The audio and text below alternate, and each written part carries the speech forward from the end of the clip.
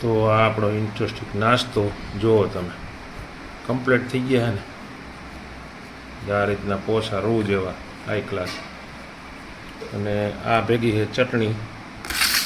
તો આ ચટણી અને નાસ્તો જો અત્યારે તમે જુઓ ને, જો છે ને જારી પડીને મસ્ત આમ જુઓ મસ્ત બન્યા છે. અને આ ચટણી છે, તમે પણ એકવાર ખાઈ શકશો. એક નંબર ટેસ્ટી. ચાલો મિત્રો, જય દ્વારકાધીશ. કેમ છો બધા? મજામાં ને? જો આજે આપણે બનાવવો છે ઇન્ટરેસ્ટિંગ નાસ્તો. તો નાસ્તો બનાવવા માટે આપણે હે ને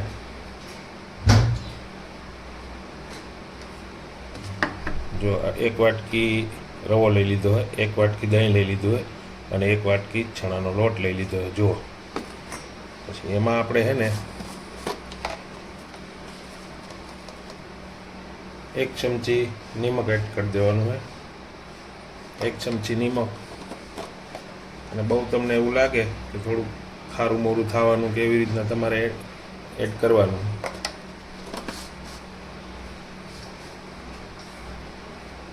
અને પછી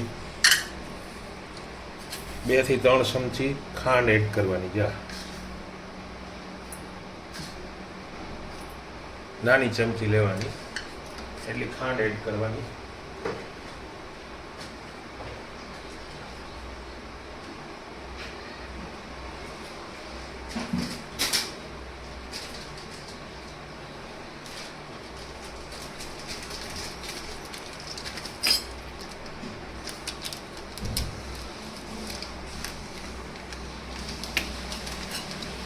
અને પછી એમાં આ રવો એડ કરી દેવાનો.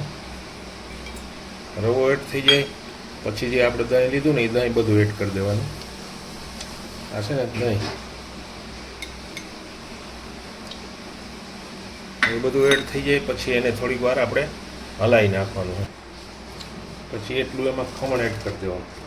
ઢોકળાનું ખમણ હોય ને, ખમણ એડ કરી દેવાનું. ખમણ એડ કરી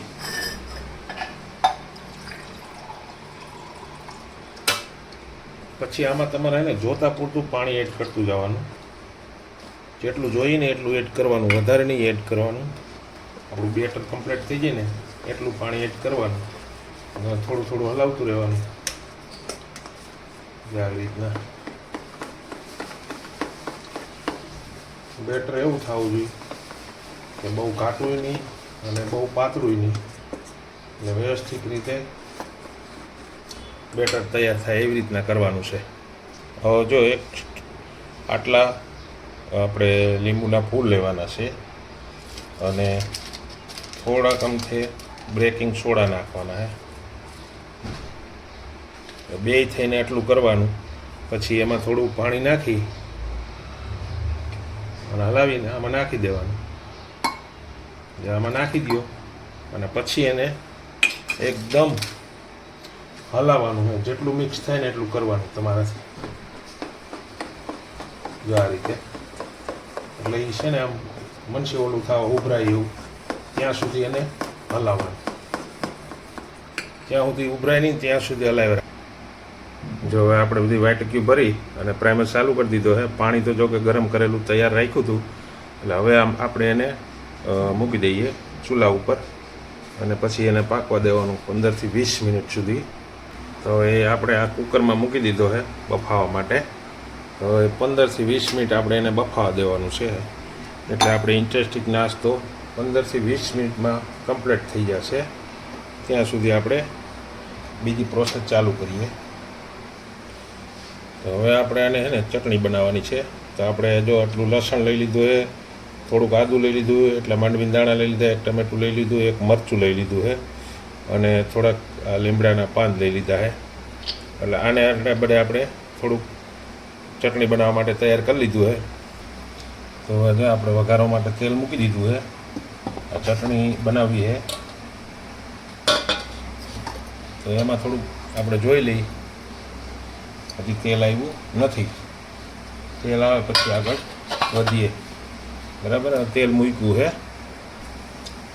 જો આપણે તેલ આવી ગયું છે એના માટે અડધી ચમચી આપણે જીરું નાખી દઈએ અને અડધી ચમચી રાઈ નાખી દઈએ. બધું નખાઈ જાય પછી અડધી ચમચી જેટલી હિંગ નાખી દેવાની. એ બધું થઈ જાય ને પછી જો આ બધું એડ કરી દેવાનું. આ વસ્તુ બાકી ન રહેવાનું. આ બધું એડ થઈ જાય પછી લીમડાના પત્તા નાખવાના. કેમ કે લીમડાના પત્તા પહેલાં તમે નાખો ને એટલે ભરી જાય, ભરવા ન જાય તો એનો સ્વાદ એકદમ થાય.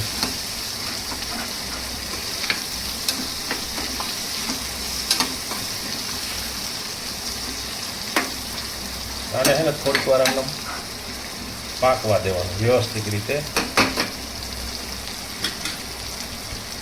ત્યાં સુધી આપણે મસાલા થોડા ઘણા એડ કરવા તો કરવાના. તીખું કરવું હોય તો આપણે તીખું કરવું હોય 1 ચમચી મરચું નાખી દેવાનું અને અડધી ચમચી હળદર નાખવાની અને અડધી ચમચી ગરમ મસાલો નાખવાનો. બસ આટલું નાખી અને સાદા મસાલાથી હવે આપણે ઘડીક વાર પાકશે ને એટલે જુઓ તમે પછી એની આપણી ચટણી બનશે, 1 નંબર ચટણી. અને ઇન્સ્ટન્ટ નાસ્તા માટે તમે પણ કહો કે ના બન્યું હો. બાકી જો આપણે આ કમ્પ્લીટ થઈ ગયા. એમાં હવે છે ને આપણે જોઈ લઈએ. જો ચોટતું નથી, જો આમ ચોટતું હોય ને તો કાચું હોય, પણ આ બધું પાકી ગયું છે જો આવી રીતના.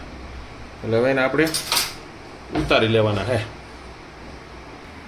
જો આપણે ઇન્ટરેસ્ટિંગ નાસ્તો કમ્પ્લીટ તૈયાર થઈ ગયો. હવે આને આપણે કાઢી લઈએ.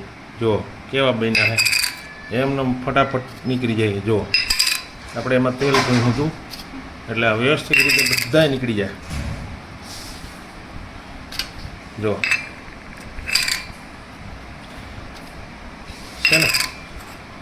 બાકી આ રીતના તમે પણ બનાવજો. જો 20 મિનિટમાં તૈયાર થતો નાસ્તો. જે આ બધી ઓલી થઈ ગઈ તૈયાર, આમાંથી કાઢી લીધું આપણે